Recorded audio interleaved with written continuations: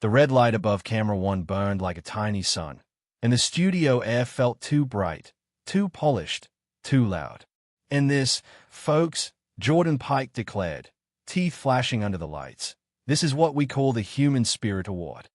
Applause blasted from the speakers, mixed with the mechanical chatter of the applause sign blinking at the studio audience. The talk show set of Spotlight Tonight gleamed. Waxed floors, chrome trim, an oversized video wall rolling through sentimental clips of children smiling, volunteers hugging, a neighborhood park at sunset. In the center of it all stood Mr. Harris. He looked like someone the cameras hadn't been built for. His suit was carefully pressed but cut from an older era, shoulders a little too wide, collar slightly frayed if you looked close. His shoes, black leather worn smooth at the toes, had been polished until they almost shone as brightly as the host's tailored loafers. He stood with both hands wrapped around the gaudy acrylic award, a translucent flame mounted on a cheap gold base, engraved plate glinting under the lights. 73 years young, Jordan went on, his hand resting casually on Mr. Harris's shoulder as if they were old friends. Community hero, mentor, protector of lost causes. Give it up for him. Another wave of applause rolled through the set. Some people clapped with genuine warmth. Others clapped because the sign told them to. Mr. Harris forced himself to smile. The cameras felt like eyes pressed too close to his skin. Still, this was supposed to be a good night. The invitation had said recognition, partnership, a grant for the center, a chance to talk about the kids, about the after-school program, about hope. "Now, Mr. Harris," Jordan said, swinging his chair a little, keeping his body angled perfectly for the cameras. "Your little, what do you call it? That cute neighborhood project you run." Mr. Harris turned his head slowly toward him. "It's a community center," he said. His voice carried a gentle firmness, the kind that had calmed more than one shouting match outside his doors. "It's not a cute project, Sal. It's a lifeline." "Oh," Jordan cooed, eyebrows lifted. He looked past Mr. Harris, straight into camera two. "You hear that, folks? Lifeline. That's branding. Get this man a PR agent." A ripple of laughter swept through the audience. The band played a light, teasing riff. Mr. Harris felt the sound roll over him and kept his spine straight. "Our notes say you offer, snacks and some tutoring so the kids have something to do," Jordan went on, shuffling the cue cards. "Keep 'em busy, right?" "And music lessons," Mr. Harris replied. "And counseling. And a place to go when home is—" He hesitated just long enough to feel the weight of a dozen stories behind that pause. "When home is complicated." Jordan's smile tightened. "That wasn't on the script." Right. All that important stuff," he said, waving the cards like a fan. "Point is, we wanted to say thank you. That's what this is all about. People. Thanking the little people who keep the big machine running." A few chuckles, a few uneasy glances. On the big screen behind them, the edited montage played. Slow-motion shots of the center's peeling yellow walls, children running across a cracked basketball court, Mr. Harris laughing with kids in mismatched jerseys. The clip had made the place look almost romantic, the hard edges sanded down by gentle music. Jordan held up the award between them, fingers splayed out like a magician about to pull off a trick. The acrylic flame caught the spotlight and threw fragments of white across Mr. Harris's brown hands. "So this," Jordan gave the trophy a little shake, making it wobble. "This is our Human Spirit Award. Custom-made. Very exclusive. Worth, what would you say, Tommy?" He glanced at the bandleader. $350, Tommy called. "Inspiring. Inspirational plastic." The audience laughed on cue. Mr. Harris's smile faltered. "It may be plastic," he said quietly, "but what it's supposed to stand for isn't." The microphone caught it. The studio heard it. For half a second, the laughter thinned. Jordan's eyes flicked toward him. Something hard, impatient, flashed there and was gone. "Come on, Mr. Harris," he said, grin widening into Showtime charm. "It's just a TV trinket. It's not, you know." He made a mock serious face, voice dropping into mock gravitas. "It's not the Nobel Prize." He looked back at the audience and raised his eyebrows as if inviting them to join the joke. They did. The laughter landed this time like a slap. Mr. Harris swallowed. He thought of the kids he'd promised to send a shout-out to. He thought of the staff back home watching in the rec room, popcorn in their laps, eyes on him. He thought of the email from the network about the partnership opportunities this appearance could unlock, renovations, new computers, staff salaries covered for a year. He tightened his grip on the award. Jordan seemed to sense the tension and leaned in, voice bright and slightly too loud. "Tell you what," he said. "Let's show people what this really is." He grabbed the engraved certificate that came with the acrylic flame, a heavy stop page with stylized calligraphy and the network logo stamped in raised foil. He held it up to the camera, smiling, words shimmering under the lights, in recognition of unwavering community spirit. The audience saw a sweet moment. The band underscored it with gentle piano. Then, with a flourish, Jordan tore the certificate in half. The sound of paper ripping cut through the studio.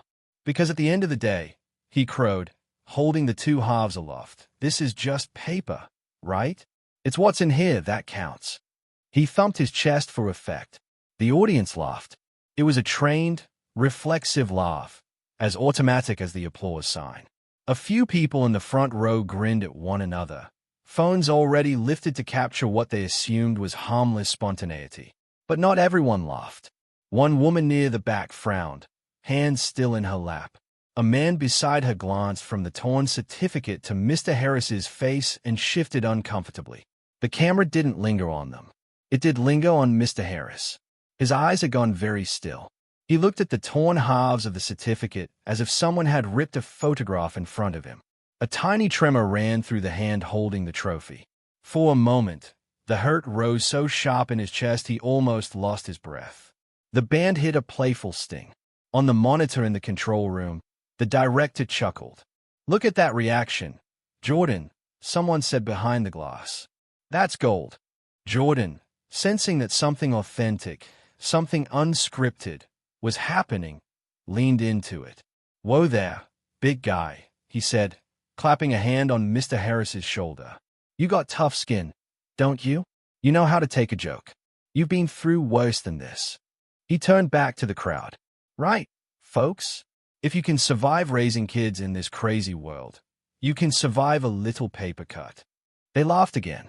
The band joined in with a cheesy rim shot. "Come on," Jordan urged, voice dropping into a tone he probably thought was kindly. "Give us a smile. Laugh with us. That's what this show is about, laughing together. We're just having a little fun." Mr. Harris lifted his eyes and looked at him. He didn't laugh. He didn't shout either.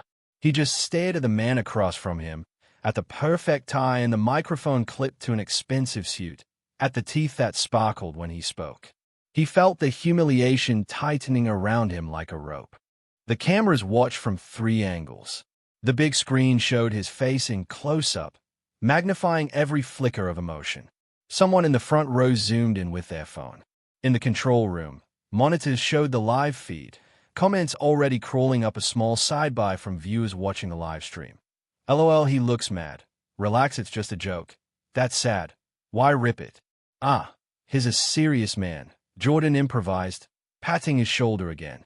"We love that. We love a serious man with heart. Don't we, audience?" "Yeah." A wave of sound answered, some voices genuine, some strained. The director pointed toward the countdown clock for the segment. 2 minutes left before commercial. Jordan tossed the torn pieces of the certificate into the air like confetti. They fluttered down around Mr. Harris's shoes, white fragments against the dark floor. The band swelled into their going to break theme. Camera 3 pulled back for a wide shot. The smiling host, the standing audience, and the elderly man on his stool, swallowed by light. "And we'll be right back with more Spotlight tonight," Jordan announced. "Don't go anywhere." Applause thundered. The red light above camera 1 dimmed. As the stage manager called, "And we're clear," the energy drained out of the room all at once. People turned to their phones. The band started talking among themselves. A makeup artist rushed toward Jordan with a powder brush. On his stool, Mr. Harris remained still. Then he bent forward, slowly, knees creaking, and reached for the pieces of the certificate scattered at his feet. His fingers, knotted with age and work, moved carefully, picking up the largest shard. The torn edge was jagged. The gold seal that had once been whole was now sliced in two. He smoothed the paper gently, thumb running along the tear as if soothing a wound. A camera, not yet fully powered down, caught the motion. Jordan glanced over, still half in performance mode. "Hey, don't worry about that," he said lightly. "We'll print you another one, big guy. Bigger, shinier, maybe with glitter. You like glitter?" Mr. Harris looked up at him. There was hurt in his eyes, yes. But behind it, something else had settled, something cool and deliberate, like a decision made long ago resurfacing. He held Jordan's gaze and said, very softly, "You have no idea what you just tore." The nearby boom mic caught the words. They floated into the quieting studio, too low to spark laughter this time. A few people heard and shifted, unsure if it was another setup line. Someone let out a short, awkward chuckle that died quickly in the silence. Before anyone could decide how to respond, the floor manager clapped his hands and shouted, "Back in 90. Let's move, people." The moment dissolved under the rush of production, but the words lingered. In the faint rustle of the torn paper, in the steady eyes of the man on the stool. No one knew it yet, but the laughter had gone a step too far, and the next time the red light came on, the show would not be the same. The hallway behind the main stage felt like another world, a maze of cables, posters, rolling equipment carts, and people talking too fast. The cheerful set, with its soft chairs and gentle lighting, might as well have belonged to a different building. "Right this way, Mr. Harris," chirped the production assistant escorting him, a young woman with a headset clamped over 1A. "Great segment. Really great energy out there." He walked beside her without replying, one hand still wrapped around the acrylic trophy, the other gripping the folded piece of the torn certificate he'd managed to pocket before they hustled him off stage. From the wings, he could hear Jordan's laughter carrying into the next segment, already warming up the crowd for a celebrity chef who was setting up a portable stove. The applause sign blinked again, obedient palms striking together, a machine of sound. Inside the control room, Naomi stood with her arms folded, eyes fixed on the wall of screens. The executive producer of Spotlight Tonight wore a sleek blazer, a lanyard full of access badges, and an expression that said she'd learned to ignore headaches. "Run that back," she ordered. "Bate, slow it down." On one monitor, the moment replayed in a tight close-up, Jordan holding up the certificate, the sound of paper ripping, Mr. Harris's face tightening. The control room burst into scattered reactions. "That's viral," someone said. "Brutal, but yeah, that's gonna blow up," another added. A junior staffer, Sam, 30, nervous energy telegraphing in every fidget, shifted his weight. He looked I don't know. Crushed, Sam said. "Do we want to lean on that?" Naomi didn't look away from the screens. "This is television," she said. "Awkward sells. People watch because things go a little too far. Cut a highlight reel. Most Savage Awards moment or something. Add a wiggle graphic." Sam hesitated. "He's not an actor, though. He's an old guy who runs a center." It felt great. Naomi cut in. "Real. Authentic. People love authentic. Make sure we have the phone angles in case any of the audience footage is good. And someone check socials. What's the reaction like?" On a side monitor, a social media dashboard was already filling with posts under the show's hashtag. LMAO, that host ripped that old dude's award that was low-key mean, or "This is why I hate these shows, relax it's a joke. He'll live." The emotional air in the control room vibrated between excitement and unease. Out in the backstage corridor, Mr. Harris stopped near a bulletin board plastered with glossy promo posters. His face, a still from earlier in the night, smiling stiffly beside Jordan's grin, stared back at him from one of them. "Community Hero Night," the text read. The irony tasted bitter on his tongue. "Mr. Harris." A man in a suit appeared at his side, smooth-voiced, a tablet tucked under his arm. "I'm Trevor with Legal. We just need a moment of your time to wrap up a couple of quick formalities." Mr. Harris looked at him. "Formalities?" "Yes, sir. Nothing major." Trevor smiled, the kind of smile that never touched his eyes. Just some additional release forms. Because the segment went a bit off script, we want to make sure you're fully covered and we're fully covered. Standard stuff. The security guard who'd been standing near the stage door stepped closer, not aggressively, but noticeably filling space. He wore the show's logo on his jacket and a polite, watchful expression. I already signed something before, Mr. Harris said. Of course you did. Trevor nodded, soothing. This just clarifies that the footage we shot today, including anything captured backstage, is ours to use across all platforms. Social media clips, promos, possible future specials. Totally routine. And if I don't sign?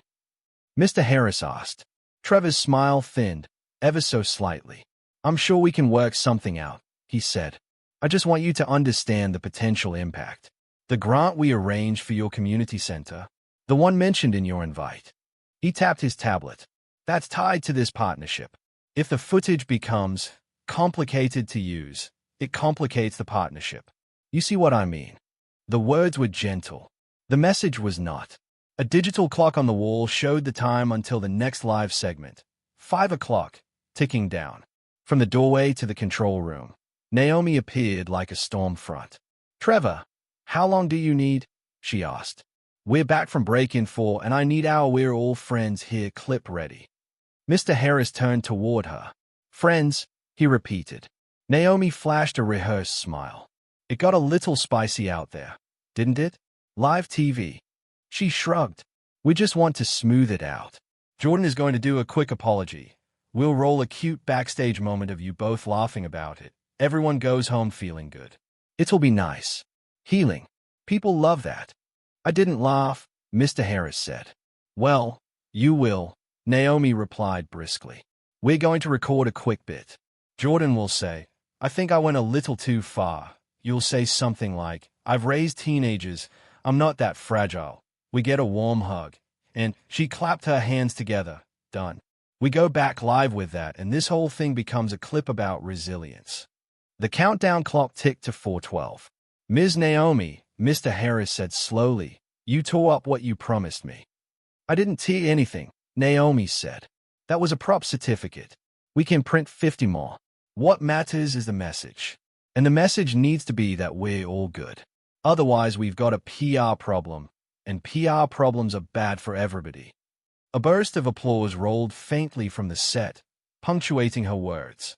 Inside the control room, the social media ticker continued to fill. One comment, highlighted by Sam, flashed on the screen. Why humiliate a community elder on national TV? Another, I used to go to that center. That man is the reason I graduated high school. How dare they? Look, Sam said quietly, leaning toward Naomi. People aren't all laughing. Some of them are mad. Online rage burns out in 48 hours, Naomi replied, eyes never leaving the monitors. We just need to feed them a neat narrative and they'll move on. Give them a clip of forgiveness and they'll share that instead. Back in the corridor, the security guard shifted his feet, looking everywhere except at Mr. Harris. Another guest, an actor from a sitcom taping a later segment, walked past, glancing at the trio, eyebrows raised. That's just Jordan's style, the actor said in passing, shrugging. He roasts everybody. You'll be fine. Mr. Harris watched him go, then turned back to Trevor and Naomi. You want me to sign a paper, he said, so you can show the world how well I took being turned into a joke. Naomi's smile flattened into impatience. I want us all to move on, she said. You get your grant. We get our feel-good viral moment. Everybody wins. The clock ticked to 3:05.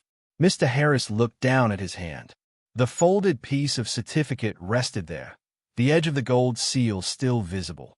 He remembered the letter on his kitchen table, the one that had come with the travel itinerary. It had spoken about honoring his work, shining a light on the children, building something together. He needed that help.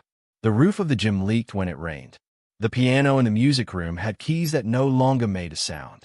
Staff were tired, stretched thin. The grant could change everything. He raised his head slowly.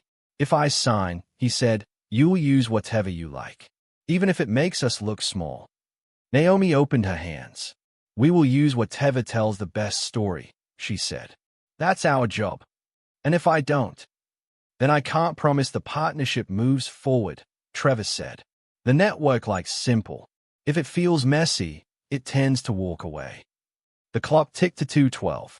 In the control room, someone called out, "We're seeing a spike. Hashtags climbing." "Good," Naomi said, returning to the glass. "Prep a lower third. Host goes too far. We'll own the joke, then fix it, and get the cameras in the backstage lounge. I want that apology ready to roll right after the chef." Maya, standing near the doorway with a clipboard against her chest, swallowed hard. She'd watched Mr. Harris from the wings, seen the way his shoulders had stiffened when the award tore. Now, as she watched him cornered by Legal and Naomi, something in her twisted. She opened her mouth, then closed it again when Naomi's gaze swept briefly in her direction. The countdown clock ticked to 1:30. "Just sign, smile, and this will all blow over," Naomi said, turning back to Mr. Harris. "You know how many guests have had worse and come out fine? Don't overthink it. It's TV." The on-air sign outside the stage door blinked faintly, announcing that the show was still very much alive, still swallowing moments and spitting them back out polished and packaged. Mr. Harris looked past Naomi, through the open doorway where he could see a sliver of the set. The bright desk, the titled mugs, the bandleader laughing. He heard Jordan cracking a joke about oversalting food. He looked at the digital countdown, 1:02. He looked down at the torn certificate piece in his hand. He took a breath that felt heavier than the hot studio air. "Will the cameras be rolling?" he asked quietly. "When I speak?" Naomi blinked, thrown off script. "Of course," she said. "We're not wasting this opportunity. We're going to show millions of people how well you handle it. That's the whole point." He nodded once, slowly, eyes thoughtful rather than defeated. "Good," he murmured. "Then let's make sure they hear all of it." The words were calm, almost mild, but something in the way he said them made Maya straighten, skin prickling. The clock hit 0:45. Naomi snapped her fingers. "Green room," she said. "We've got 30 seconds to get you seated and ready. Maya, get audio on him. Trevor, bring the forms. We'll sort that out afterward." They swept him along the corridor, the current of production swallowing his small, steady form. Behind them, the security guard watched him go, then looked up at the on-air sign, as if seeing it for the first time in years. In the control room, Naomi's voice cut across the chatter. "Okay, people, let's clean this up. 10 seconds to a new narrative." The clock rolled down to 0, and the machine of the show surged forward, not knowing that the story it thought it owned was already slipping out of its hands. The green room had been designed to look casual and comforting. Soft blue couches, a low glass table covered with neat rows of bottled water, fruit trays arranged like magazine photos. A wall-mounted television played the live show on mute. Framed photos of past guests smiled down from the walls, actors, politicians, viral dancers. Maya closed the door behind them and, for the first time since the segment, the noise of the studio muted to a low hum. "You can sit right here," she said, guiding Mr. Harris toward the couch. "We'll mic you up again in a minute for the apology clip." He lowered himself onto the edge of the cushion, back straight, trophy resting on his knees. The torn certificate piece lay on the table before him. He smoothed it again, fingertips pressing along the crease. For a moment, no one spoke. Maya checked her clipboard, more to give her hand something to do than because she needed to. Trevor hovered near the door, scrolling through something on his tablet, giving the impression of busyness. On the muted TV, Jordan smiled and flipped an omelet with the celebrity chef. The audience laughed silently. "Do you need anything?" Maya asked, voice small. "Water? Tea?" He shook his head. She hesitated, then set her clipboard down. "Mr. Harris," she said, I'm sorry about what happened out there." Trevor glanced up sharply. "It's live TV," he said quickly. "Things get a little wild. We're taking care of it." "I'm not talking to you," Maya replied before she could stop herself. Then she flushed. "Sorry, I just mean, I'm talking to him." Trevor's jaw tightened, but he went back to his tablet. Mr. Harris looked up at her. His eyes were tired but clear. "Thank you," he said. for saying something. It felt wrong, Maya blurted. When he ripped it, everyone was laughing, and I was just standing there thinking, this is wrong. But no one said anything. I didn't say anything. He studied her face for a moment. You said something now, he said. That counts. She sat on the opposite end of the couch, leaving a respectful space between them. Up close, she could see the fine lines at the corners of his eyes, the faint scar along his jaw, the way his hands bore the calluses of someone who'd fixed more than one broken thing. Can I ask, she ventured, what that award was supposed to mean to you? I mean, I know what the show calls it, but what did it mean, really? He looked down at the acrylic flame, fingers tracing the edge of the base. They told me, he began slowly, that it meant the work we do was seen. That someone out there, beyond our block, beyond the kids and the parents and the worn-out teachers, saw it and thought it mattered. He lifted his gaze to the TV, where his own face from earlier in the night appeared in a graphic beside the words human spirit ornery. I didn't need another trophy. I've got a showbox of certificates in my closet from the city, the district, this or that council. But this one came with something else. The grant, Maya said. The partnership, he corrected softly. That's what the letter said. The network wanted to partner with our center, help repair the gym roof, upgrade the computers, expand our after-school program. That's what I came here for, not the bright lights.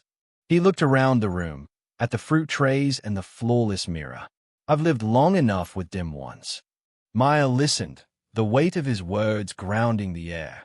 I started that center 40 years ago, he continued. Back when the neighborhood looked different. Factory jobs were disappearing. Folks were angry, scared. Kids were getting pulled into things that promised quick money and gave them quick graves instead. He fell silent for a moment, eyes distant. My son, he stopped, steadying his breath. My boy got caught in the middle of one of those stupid arguments that start with nothing and end with gunshots. I was still working full-time back then, splitting shifts, trying to be present at the center and at home. I thought if I could just keep enough kids busy, tired, focused, maybe we'd dodge the worst of it. Maya's throat tightened. I'm sorry, she whispered. He nodded once, the gesture small.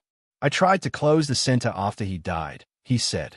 What was the point, I thought, if I couldn't protect my own? But the kids showed up anyway the next day, and the day after. Some of them brought flowers. Most of them just brought themselves, sitting on the steps like they didn't know where else to be. So I opened the door, and I kept opening it. He smiled faintly. I've patched that roof myself more times than I can count. I've bought instruments out of my pension checks because music does something to a boy's anger that lectures never can. I walked kids home after dark just so their mothers could sleep. That's what that little cute neighborhood project is. On the television, the chef held up a golden brown omelet. The audience applause flashed in silence. I warn my kids about cameras, he said, about how they can twist you, make you into something you're not. I tell them, don't let anyone cut your story down to the parts that make them look good. Maya swallowed. But you still said yes to this show. I did. He nodded, because the letter said I'd have time to speak. To talk about the work, about dignity, about how when you give a child respect, they learn to give it back. I wanted them to see that you can walk into a place built for other people and still stand straight. I wanted them to watch and say, that's our center. That's our old man. He belongs there as much as anybody. He looked at the torn certificate piece on the table. Instead, they watched their elder turned into a punchline. On national television, his voice stayed calm, but the hurt in it was like a low, steady drum. I'm angry, he admitted. Not just for me. For them. Because they see enough of the world telling them they are small. They didn't need it from here too. Maya felt her eyes sting. I don't hate that man out there, Mr. Harris added, nodding toward the screen where Jordan laughed beside the chef.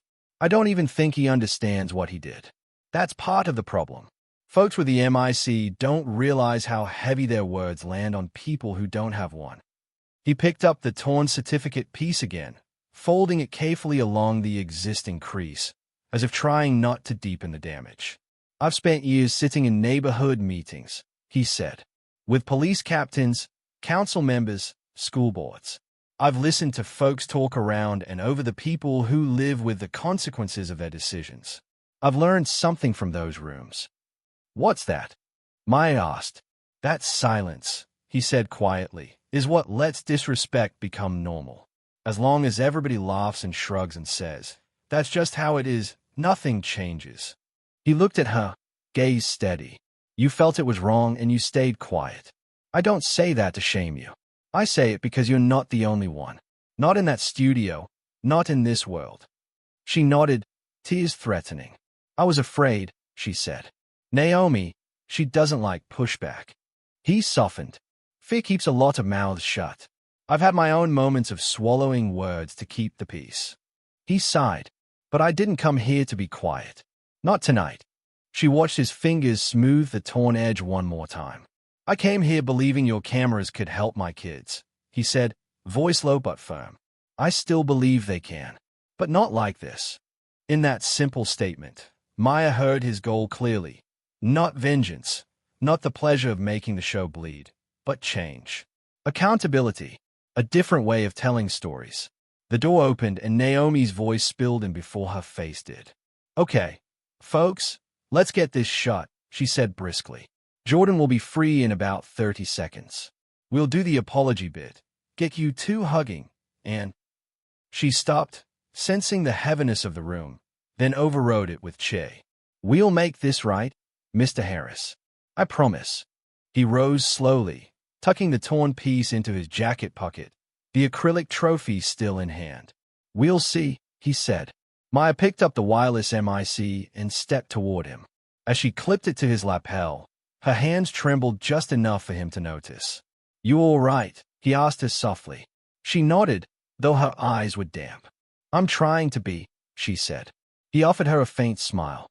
That's where it starts, he replied. As they led him back toward the set, the noise of the studio swelled again through the corridors. Applause, music, the practiced rhythm of entertainment.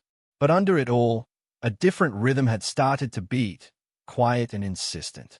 The rhythm of someone who had finally decided that silence would not be his role tonight. The red ONA sign glowed once more above the main stage door as the show returned from commercial. The celebrity chef and his sizzling pans had been rolled away.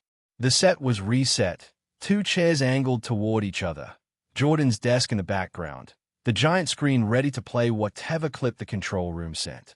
In the control room, Naomi stood behind the director, one hand on the back of his chair. Okay, she said, voice clipped. We roll the tear moment one more time. Then cut back to the couch where Jordan gives his I went too far line.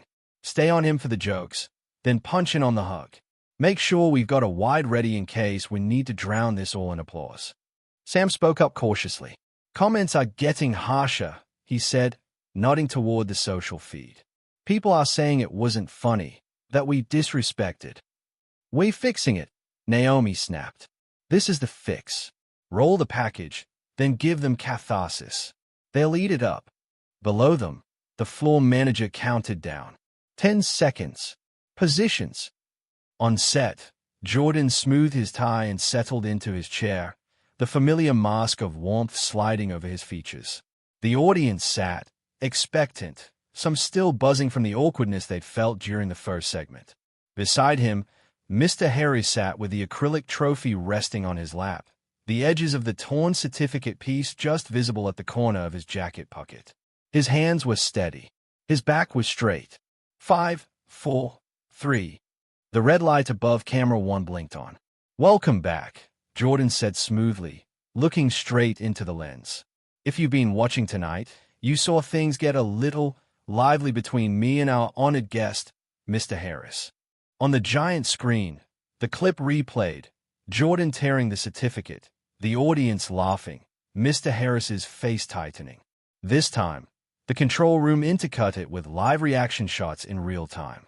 The audience watched themselves watching the moment, many of them visibly less amused on the second viewing. Sometimes live television gets ahead of itself, Jordan continued, chuckling. And sometimes your host gets a little too excited and forgets that paper doesn't pay for roofs, right? He turned toward Mr. Harris with a practiced sheepish expression. So I just wanted to say, My friend, that if that came off wrong to anyone. I asked if the cameras would be rolling when I spoke, Mr. Harris said. The words cut cleanly across Jordan's sentence. A small ripple of surprise moved through the audience. On the monitor in the control room, Naomi's eyes narrowed. Jordan laughed lightly. Yeah, we're rolling, he said, trying to fold the interruption into his rhythm. That's how we do it, hey. Good, Mr. Harris replied. He shifted slightly in his chair to face the camera more fully. Then let's talk honestly. All of us. The room's energy shifted, almost imperceptibly at first. The band members stilled. A few audience members leaned forward. In the control room, the director glanced at Naomi. You want me to cut to commercial? He whispered. She shook her head sharply. Not yet. He's going to help us. He just doesn't know it. On stage, Mr. Harris held the trophy up, the cheap acrylic catching the lights. You say this is just a TV trinket, he began, his voice calm, steady. Just paper. Just plastic. Something to laugh about. He looked down at it, then back up. But when you sent that letter to my center, you didn't call it a trinket, he said. You called it an honor. A partnership. You said the whole country needed to hear about the work we do, about the children we save, about the possibility that a place like ours can change a life. A murmur moved through the audience. Someone in the second row nodded, remembering the promo they'd seen online. I believed you, he said simply. I believed that when you put human spirit on something, you meant it. He glanced at Jordan, not unkindly, but directly. So when you ripped that paper, he continued, you weren't just tearing up a certificate. You were tearing up your own promise in front of the people who need it most. The studio was very quiet now. On the muted TV in the green room, Maya watched, hand over her mouth. In the control room, Sam pointed to the social feed, where comments were exploding in real time. He's right. That was messed up. Let him speak. The way he's so calm, though. Wow. Naomi chewed the inside of her cheek. On set, Jordan shifted, his smile faltering. I said I was sorry if it came off wrong. He interjected. We all know I love to push the envelope. It's part of the gig. People tune in for laughter. Mr. Harris finished for him. Yes, I know. I like laughter too. We have plenty at the center. After-school kids laughing over chessboards. Over off-key saxophone notes. Over pizza when we can afford it. A soft ripple of laughter traveled through the audience at the image.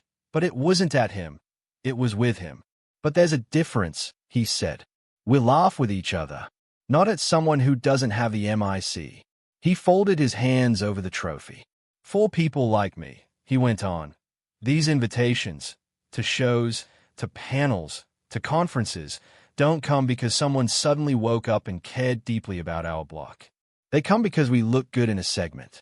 Because we make the network feel generous. Because our struggle makes for moving music and glossy montages. A few crew members shifted uncomfortably near the cameras. But we say yes anyway, he admitted. Because the kids need roofs that don't leak. They need computers that work.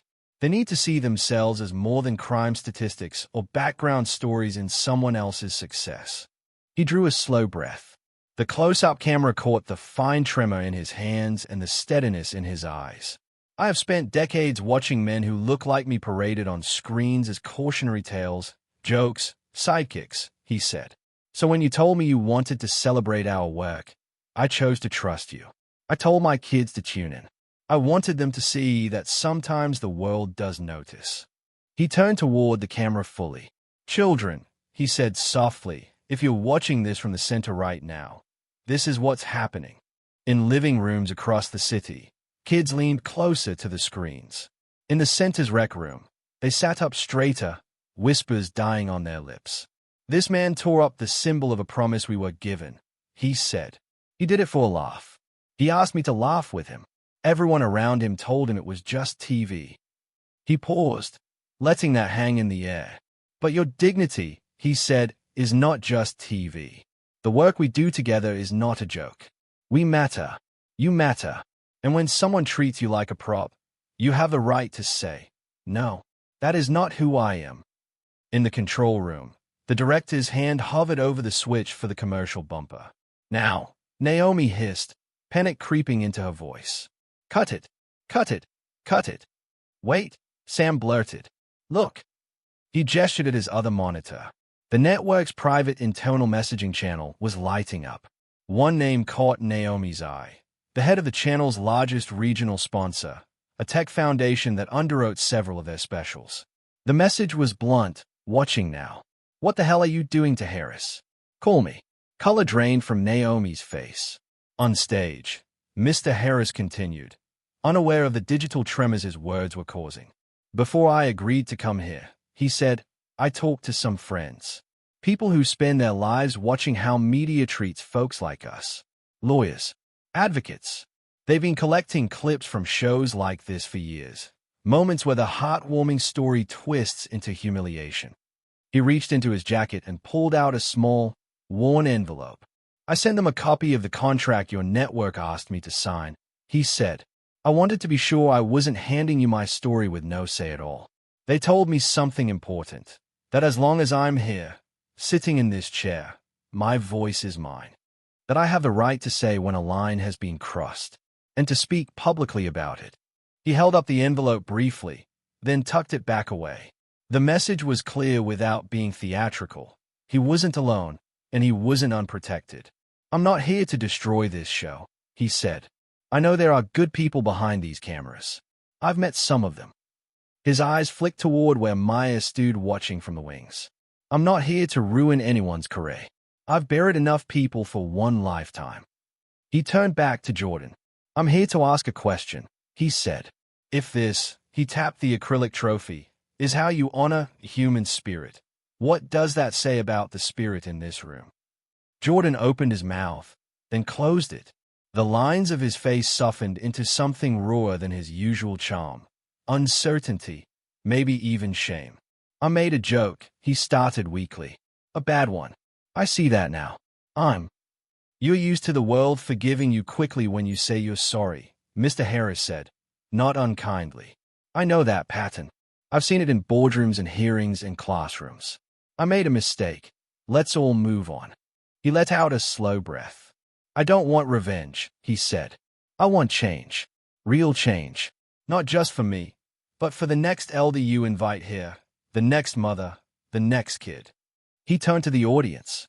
"And I want to say this to you," he said, sweeping his gaze across the rows.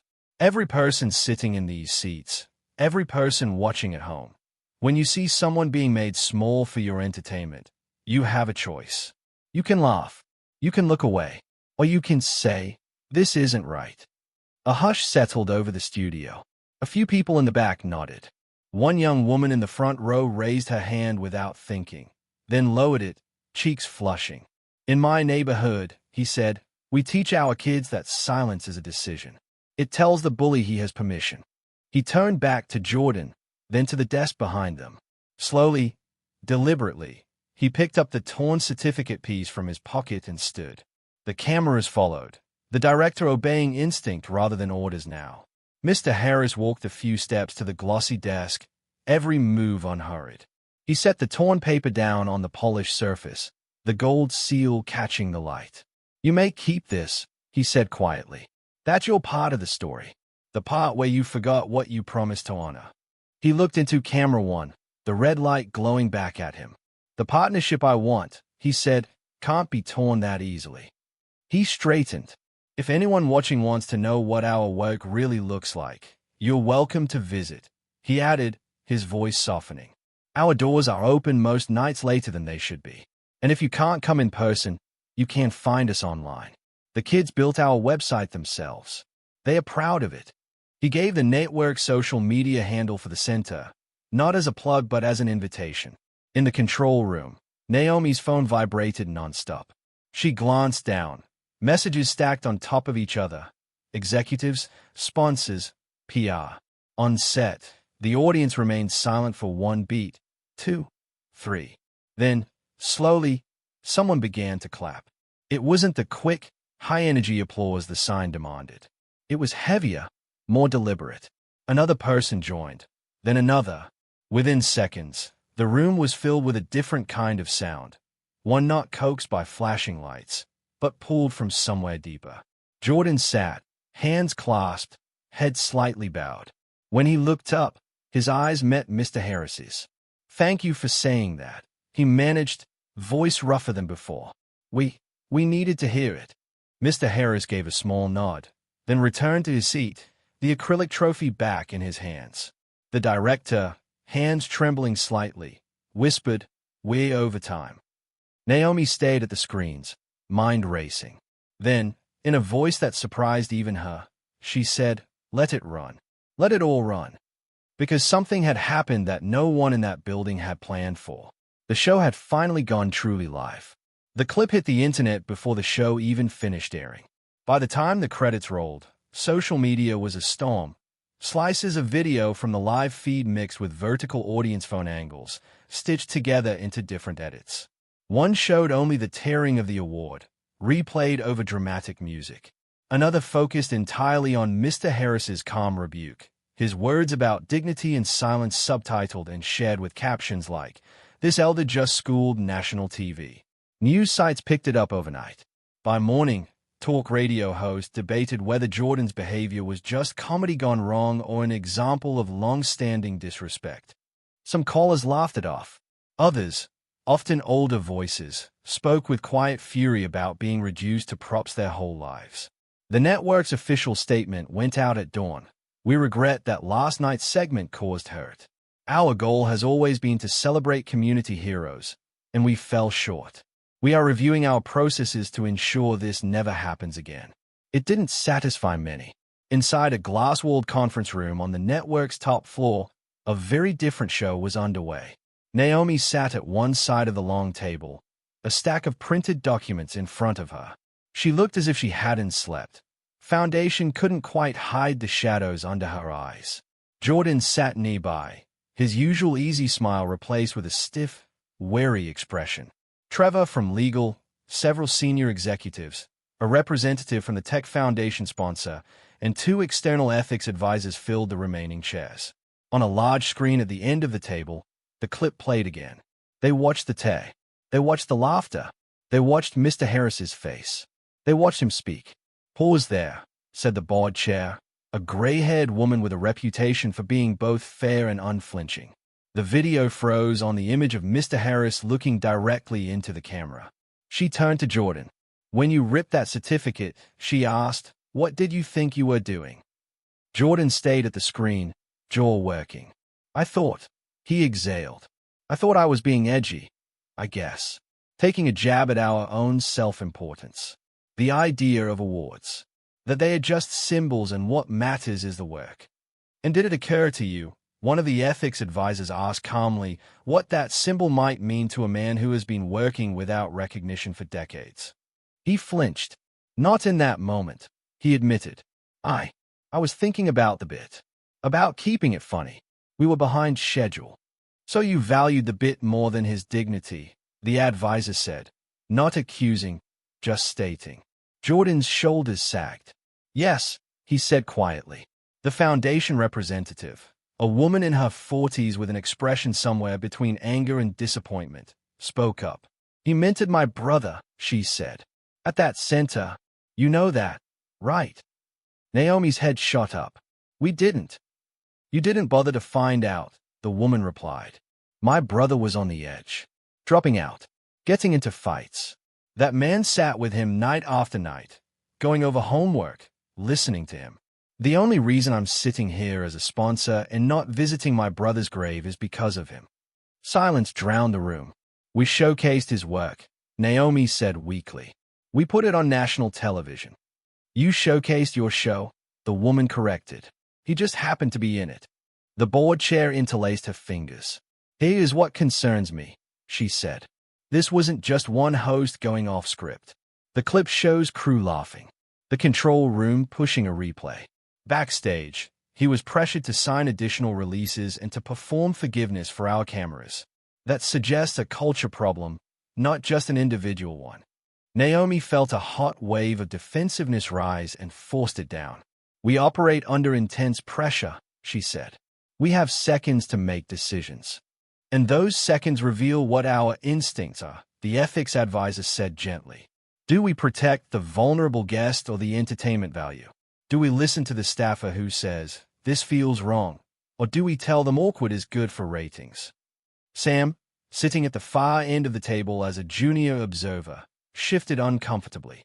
"We need to talk about the silence," the board chair continued. "About the number of people who saw that moment, felt uneasy, and said nothing." Sam swallowed. "I did say something," he blurted. All eyes turned to him. "In the control room," he said, cheeks flushing. "I told Naomi that he looked crushed. I asked if we wanted to lean on that. She brushed it off." All eyes shifted to Naomi. She stayed down at her hands. "I did," she said. "I told him awkward sells. I've thought that for a long time. That discomfort is good TV. That we're doing people a favor by giving them attention, so they can tolerate a little roughness." And backstage, the foundation representative asked, "Did you hear what Mr. Harris said to the young assistant? The line about cameras, the way he asked if they'd be rolling when he spoke." Maya, sitting near the back as a witness, shifted. "I heard," she said softly. "Tell us," the chair prompted. Maya took a breath. In her hands, the memory of the torn certificate felt like a physical thing. "He asked if the cameras would be rolling when he spoke," she said. Naomi said yes. He said, "Good. Then let's make sure they hear all of it." "And what did you think he meant?" the ethics advisor asked. "I thought he meant exactly what he did," she replied. "That he wasn't going to let us turn this into a neat little forgiveness clip." "He didn't," the board chair said. "He turned it into a mirror." She looked around the table. "We have a choice now," she said.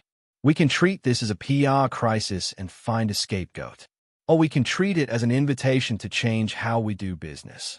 After hours of discussion, questions, and uncomfortable truths, the decisions were made.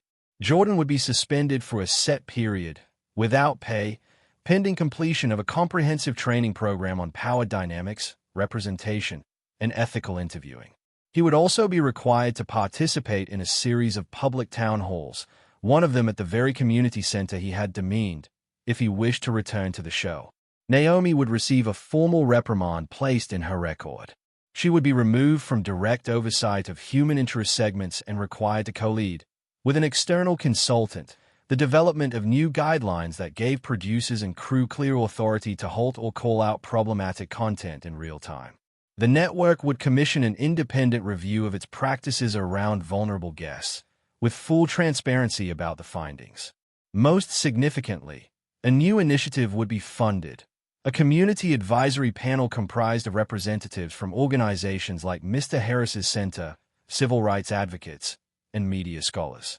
They would meet quarterly with network leadership to review content and advise on upcoming projects. "This isn't about punishing one man or one woman," the board chair said as she summarized the decisions.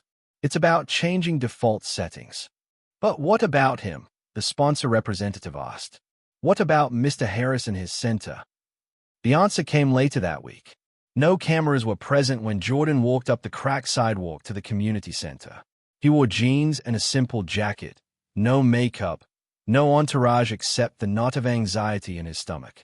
The building looked smaller in person than it had on screen, but more alive.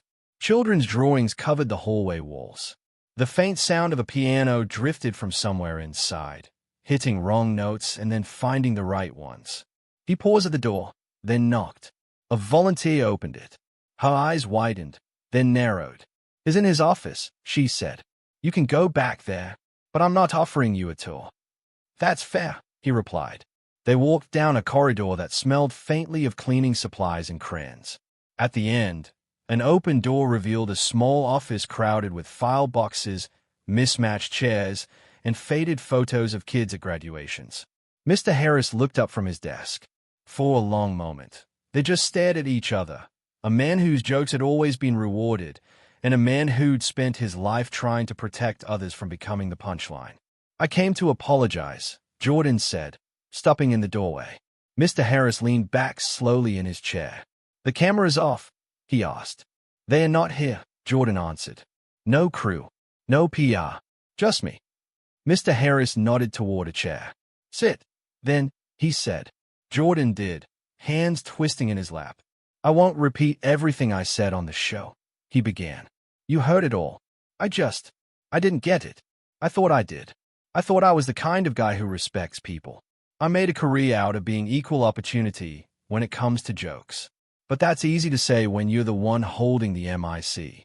He looked around the office, at the stacked folders labeled with kids' names, at the whiteboard listing shift schedules. When I watched the clip again, he said, alone, without the crowd, I saw what you saw. I saw me ripping up something that meant more to you than it ever would to me. I saw your face. I saw how hard you swallowed. He swallowed hard now, remembering. I can't take it back, he said. But I can't pretend it was nothing anymore. Mr. Harris listened, hands folded on his desk.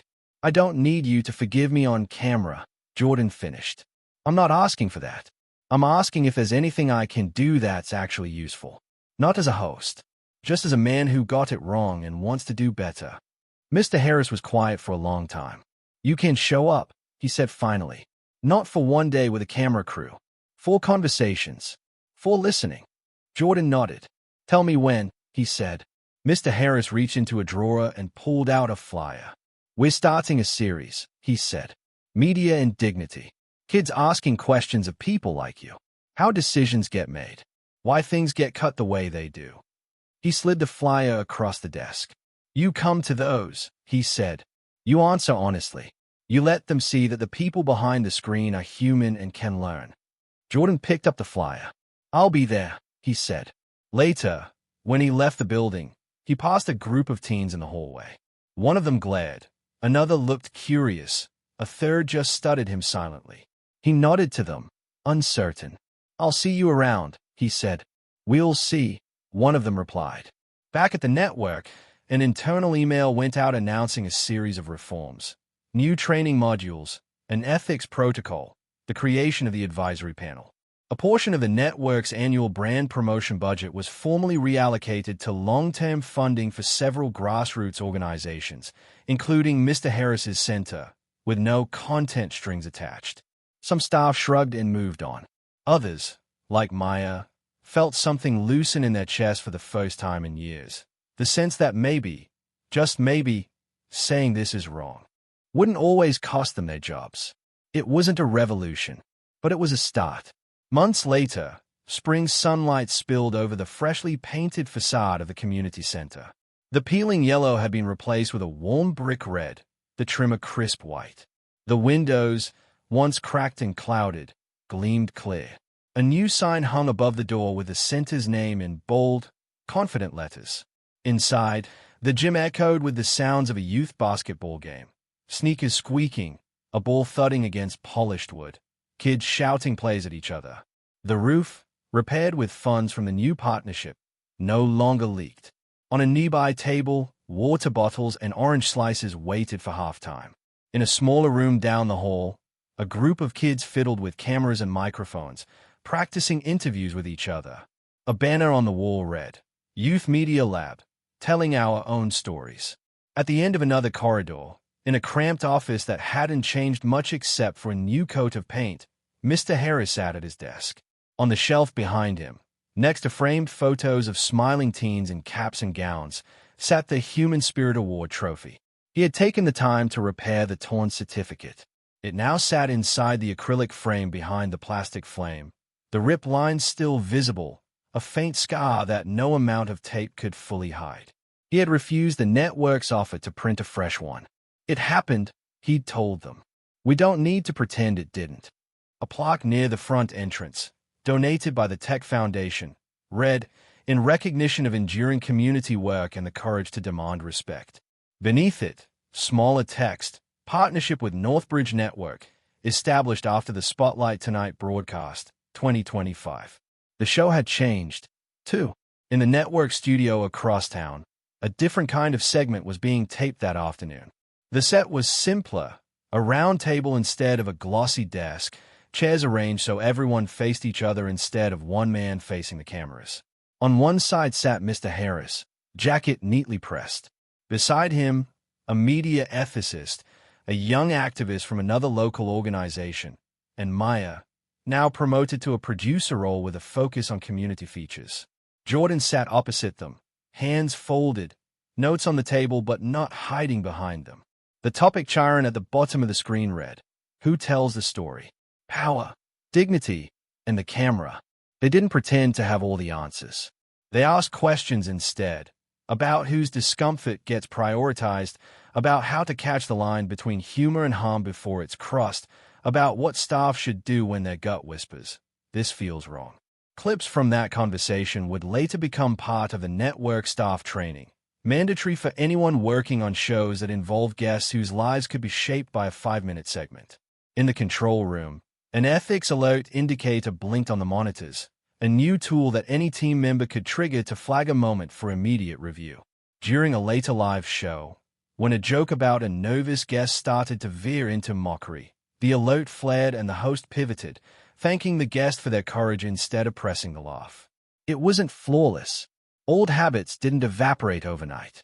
But the presence of the alert, the training, the advisory panel, all of it served as a constant reminder.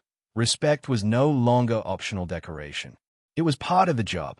Back at the community center, a group of teens gathered in the rec room, sitting cross-legged on the floor as Mr. Harris stood at the front. He'd been reluctant when the staff suggested he tell them the whole story of the broadcast. They already saw the clips, he'd said. But they need to hear it from you, one of the counselors had replied. Not just the viral moment. The whole thing. What everyone chose. So he did. He told them about the letter, the promise, the way his heart had swelled at the idea of national recognition for their work. He told them about the award, the certificate, the tear that had sliced through more than paper. He described the heat of the lights, the forced laughter, the particular sting of being told to smile along with his own humiliation. He spoke of the corridor, the legal language, the pressure to sign. He did not spare himself either. He told them about the temptation to swallow his pride, sign the forms, and take the money for the center. "I thought about it," he said, "because sometimes survival makes compromise look holy." The kids listened, some leaning forward, some fiddling with the strings of their hoodies, all of them quiet. "Then I remembered something," he said. "All the times I told you not to let anyone shrink you for their comfort. All the times I'd sat in rooms and let other people talk over me because it was easier." He smiled faintly. "I realized that if I stayed quiet, I'd be teaching you that dignity is cheap, that it's something you can trade when the price is right." He told them about speaking on air, about the envelope from the legal advocates, about the sponsor who had once been helped by the center. He told them about the silence in the studio when he said their dignity was not just TV, about the applause that came afterward, not the loud, showy kind, but the slow, thoughtful kind that came from people recognizing something true. One teen raised his hand. "Weren't you scared?"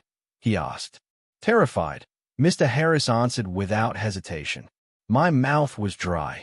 My hands were shaking. I knew I could be walking away from real money that we needed. But I also knew I was walking toward myself. Toward the man I want you to see when you look at me." He let that sink in. Another teen, quieter, asked, "What about everyone else? The people in the studio who didn't say anything?" "That's part of the story," Mr. Harris said. "Some of them stayed silent. Some of them pushed to keep the joke going. Some of them, like Maya, felt their stomach drop and only found their voice later." He shook his head gently. "I don't tell you this so you can hate them," he said. "I tell you this so you'll recognize the shape of that moment when it comes to you. Because it will." He looked around the room, meeting each pair of eyes. "One day," he said, "you'll be the one in the room who feels that something is wrong and everyone else is laughing. Maybe it'll be at school. Maybe at work. Maybe online when someone shares a video that cuts a human down to a punchline."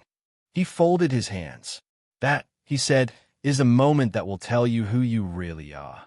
Will you be part of the laughter, part of the silence, or part of the change?" They sat with the question. No one rushed to answer. Later, when they left the room, some joked about smaller things, basketball scores, exam stress. But the question followed them like a quiet shadow. In the closing montage of the story the network eventually produced, not as a ratings grab, but as a reflection piece, the camera moved through ordinary spaces. An office break room where new employee was being mocked for her accent while others watched.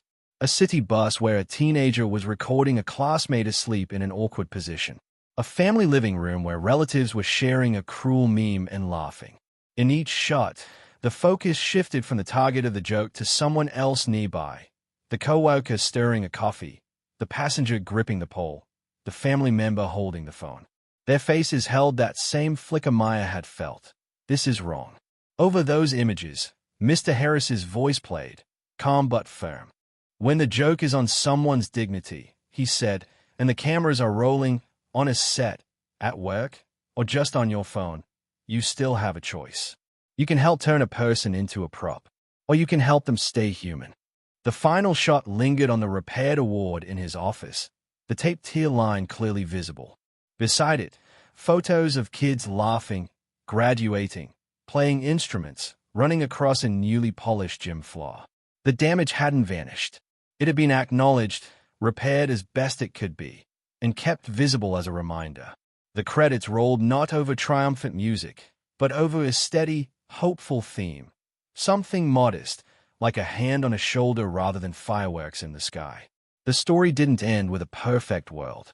The next day, somewhere, someone would still cross a line for a cheap laugh. Someone would still stay quiet.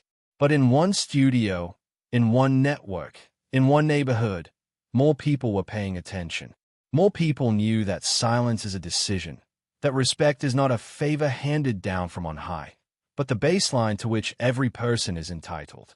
And in a modest office in a once leaky building, an older man shuffled papers, checked schedules, and prepared for another evening of open doors. He had spoken when it mattered. Now, he waited to see who would speak next.